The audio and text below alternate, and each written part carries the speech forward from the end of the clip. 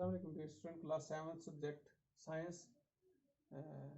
Topic जो हमारा ये है वाटर, और हमारा सब टॉपिक जो है ये सोर्स ऑफ वाटर।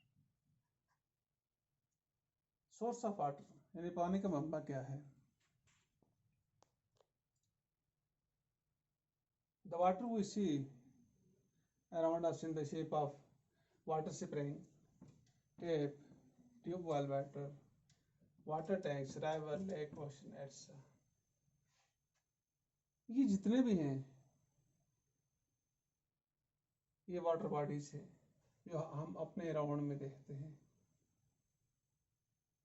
सवाल ये पैदा होता है where does it comes from, कि ये सब स्प्रिंग जो है, टेप का वाटर जो हमारे घरों तक पहुंचता है, ट्यूबवेल का वाटर जो हमारे घरों में लगा हुआ होता है, वाटर टैंक्स, रिवर, लेक्स, ये सब चीज़ें जो हैं ये पानी आता कहाँ से है। सवाल ये पैदा होता है ये आता कहाँ से है, where does it come from. पानी जो हम अपने इर्द गिर्द देखते हैं तालाब की शक्ल में, टैंकी की शक्ल में, टेप की शक्ल में, ये आता कहाँ से है। Generally it comes from the rain. पानी जो है ये बारिश से आता है। पिछली क्लासेस में आपने वाटर साइकिल को पढ़ा है कि कैसे इसका साइकिल बनता है। ये ज़मीन में बारिश की शक्ल में आता है और फिर एवेपोरेशन होती है, फिर ये फिजा में चला जाता है, फिर वहाँ पे कंडेंसेस होती है, फिर यहाँ पे नीचे आता है। तो एक साइकिल के तहत ये आता है। तो अब इसकी जो अमाउंट है, यानी जितना भी अमाउंट ऑफ वाटर है, अगर आप सिर्फ वाटर स्प्रिंग को देखेंगे, ट्यूब को देखेंगे, ट्यूबवेल को देखेंगे, तो ये किस चीज़ पे डिपेंड करता है। ये डिपेंड करता है, ये टाइम टू टाइम जो रेनफॉल होती है उस पर डिपेंड करता है। The amount of water that each source, ये जितने भी सोर्स हैं, चाहे आपके पास ओशन है, लेक है, राइवर है, वाटर टैंक है, ट्यूबवेल है, टेप है, स्प्रिंग है, ये जितने भी सोर्स हैं, सोर्सेज हैं, ये कैरी करते हैं time to time, completely depend on the amount of rainfall on the land. ये इंसार करते हैं जितनी रेनफॉल होगी किसी भी एरियाज में, कहीं पे भी, उस पर डिपेंड करते हैं। अगर रेनफॉल अच्छी होगी इन गुड परसेंटेज, तो वाटर अमाउंट जो है वो अच्छा होगा। अगर रेनफॉल जो है वो कम परसेंटेज में होगी तो वाटर जो है ये कम अमाउंट में होगा, यानी पानी की कमी आ जाएगी, हमारे दरिया, हमारी नदी नाले वो खुश्क हो जाएंगे। एक हो गया ये बर्फ से आता है, सॉरी पानी इससे आता है, बारिश से। अब सवाल ये पैदा होता है कि बड़े पहाड़ों से जो पानी नीचे आता है वो कहाँ से आता है। जब बारिश नहीं होती है, बड़े बड़े पहाड़, नदी नालों से जो पानी आता है वो कहाँ से आता है। ये है amount of snow. Snow on A high mountain is the source of big river. एक तो आ गया रेन से, दूसरा ये जो बड़े बड़े पहाड़ हैं। अगर आप देखोगे कि जितने भी, चाहे आप नॉर्थ पोल और साउथ पोल को देखोगे, जो कोल्ड रीजन है जहाँ पे बड़े बड़े आइस कैप हैं, तो वहाँ से पानी आता है। जब बर्फ गिरती है वो वहाँ पे जम जाती है, जमने के बाद जब गर्मी पड़ती है वहाँ से मेल्ट होना शुरू हो जाता है, तो वो भी है, वो दरियाओं में, बड़े नदी नालों में पानी वहाँ से आता है। डिफरेंट स्टेट ऑफ वाटर, कि पानी की मुख्तलिफ किस्में जो हैं वो कितनी हैं। अब पानी तो है, जैसे हमने कहा, एक रेन से आता है और दूसरा स्नो से आता है। अब इसकी स्टेट जो है वो डिफरेंट हो गई। सवाल ये पैदा होता है कि कितनी स्टेट्स हैं। वाटर जो है it mainly exist in 3 states. पानी 3 बड़ी शक्लों में होता है हमारे पास मौजूद। एक को हम बोलते हैं लिक्विड फॉर्म में, दूसरे को बोलते हैं सॉलिड फॉर्म में, और तीसरे को बोलते हैं गैस फॉर्म में। पानी हमारे पास 3 किस्म में होता है, 3 शक्लों में होता है। लिक्विड जिसे आप सेल बोलते हैं, सॉलिड जो मजबूत हो, गैस जो गैस की शक्ल में हो। अब कौन सा लिक्विड फॉर्म में होता है, कौन सा सॉल्ट फॉर्म में होता है, कौन सा गैस फॉर्म में होता है। देखिए हमारे अराउंड जो ओशन है, राइवर हैं, लेक हैं, वेल हैं, पॉन्ड्स हैं, ये जितने भी हैं ये लिक्विड फॉर्म में होते हैं। लिक्विड फॉर्म में इसलिए होते हैं क्योंकि ये बहते हैं, चलते हैं, जिन्हें आप सेल भी कहते हैं, चाहे आपका स्प्रिंग हो, ये सब लिक्विड फॉर्म में होते हैं। यानी जो हॉट रीजन में जब ये पहुंचते हैं, गर्म इलाके में जो पानी जो पाया जाता है वो लिक्विड फॉर्म में होता है।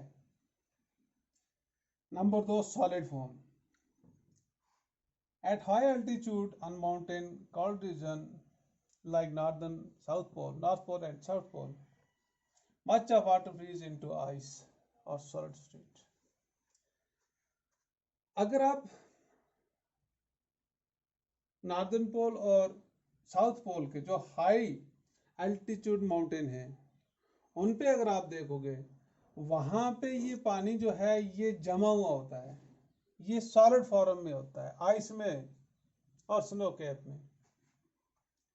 अब वहां पे क्या होता है, इसकी वजह ये है ये कोल्ड रीजन में होता है, यानी जहां पे सर्दी ज्यादा होगी तो इसकी स्टेट जो है ये चेंज हो जाती है, जिसे कहते हैं इंटरचेंजेबिलिटी, यानी इसमें तबादले की सलाहियत।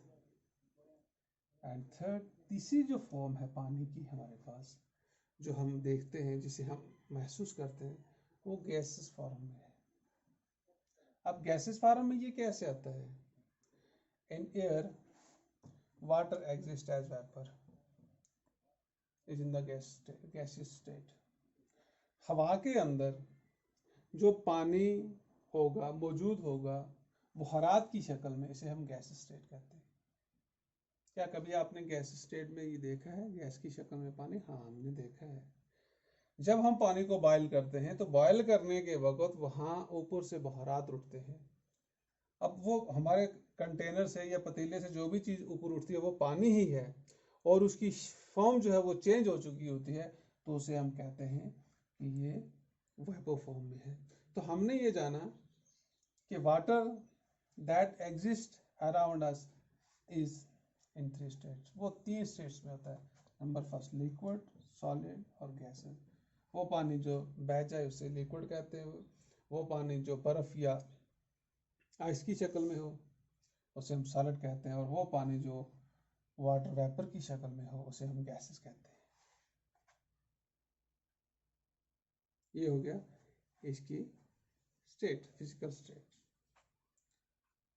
अब क्या होता है कि ये इसके अंदर तब्दीली कैसे आती है, यानी लिक्विड फॉर्म में जब होता है उसमें क्या होता है, और जब सॉलिड फॉर्म में होता है उसमें क्या होता है, और जब गैस फॉर्म में होता है उसमें क्या होता है। कि कैसे हम जस्टिफाई कर सकते हैं कि ये इनकी अलग अलग फॉर्म है। देखिए, वाटर के अंदर जो मालिक्यूल्स हैं, जिन मालिक्यूल से पानी बना हुआ है, वो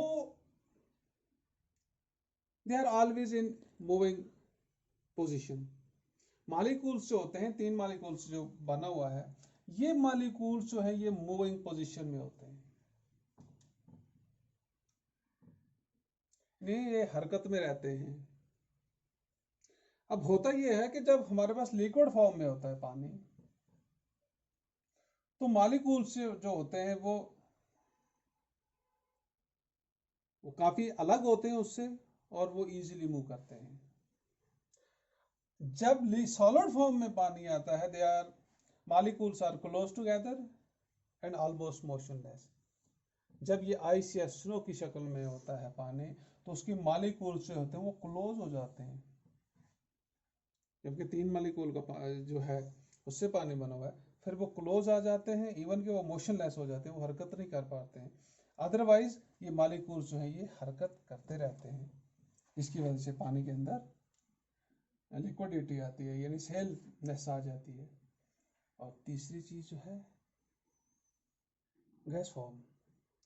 गैस फॉर्म के अंदर ये होता है, जो मॉलिक्यूल्स होते हैं वाटर वेपर की शक्ल में, वो मूव करते हैं about violently, move about violently, वो एक वायलेंट अंदाज से मूव करते हैं। और इवन क्या होता है दे बम्प इनटू वन अनदर, वो एक दूसरे से टकराते हैं। तो उस वक्त यानी जिस वक्त मॉलिक्यूल वायलेंटली मूव करेंगे और एक दूसरे से टकराएंगे उस वक्त वो गैस पोजीशन में होगा वाटर, और जिस वक्त वो क्लोज हो जाएंगे इवन के मोशनलेस हो जाएंगे वो सॉलिड पोजीशन में होता है। और जिस वक्त वो फॉर अपार्ट फॉर्म होंगे यानी दूर दूर होंगे उस वक्त वो फ्रीली मूव करेंगे, तो उस वक्त पानी की जो स्टेट्स होगी वो होगी लिक्विड फॉर्म में। नेक्स्ट में हम जानेंगे कि interchangeability of different state of water. अब ये लिक्विड फॉर्म में कैसे आता है, लिक्विड फॉर्म में जब आता है उसकी पॉइंट्स क्या होते हैं, और जब सॉलिड में जाता है, जब गैसेस में जाता है, इसका फ्रीजिंग पॉइंट या बॉइलिंग पॉइंट जो है उसको हम नेक्स्ट वीडियो में डिस्कस करेंगे। Thank you.